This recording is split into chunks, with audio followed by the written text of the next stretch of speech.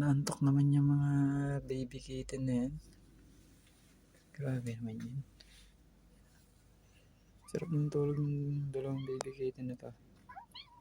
O, taman-talang yung isa yun. Gising na gising. Oh, matawag sa nanay. Naku, inising mo pa yung dalawang kapatid mo. Ano ba naman yan? Itim. Huwag mo nagisingin. Ang sarap ng tulog. Sarap ng tulog nila Ochog tsaka ni Yuri. Tapos ikaw si Itim. Kasama mo ang iyong mami, Jing. Ang cute naman ng mami, oh. Ang cute. Napakaangas.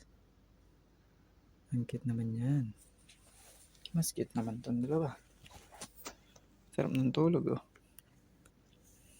Sarap ng tulog ng dalawa, eh. Storeboyin ko kaya. Sarap ng tulog, oh. Pati yung isa na yun, oh. Ano ba siya papatok? Bumelo lang din pala si Itim. Ayun, tutulog na pala ron. Bumelo lang. Ayun, tinan mo nakadilat pa yung mata niyan. Tingnan natin yung mata niyan. Ah. Tutulog na yan. Tutulog yan. Sigurado. Bagsak. Nagaya yan dito. Kay Bochog. Tsaka yan. Tulog yan. Tulog. Tulog. Tulog na. Ano, bagsak na. Tingnan mo yung mata. Ayun. May pikit-pikit na. Oh, bagsak. Bagsak ang mata. Oh, bagsak. Tulog. Ito yun. Uy, hindi pa ng pwesto. Kumuha ng magandang pwesto.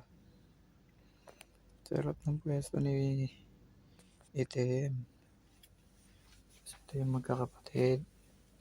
Dito talaga hilig matulog sa kama. Tapos yung nanay naman, ayan, sa rep. Sa ibabaw ng rep dyan natulog. Ang ganda ng pwesto. Hindi ka, parang nalugi sa kanto. Parang nalugi sa kanto yan. Ano ba? Dilat ang mata. Dilat ang mata, natutulog. Kalapit mo talaga, Snowy. Mga anak mo.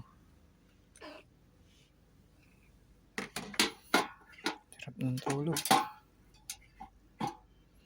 Sarap ng tulog.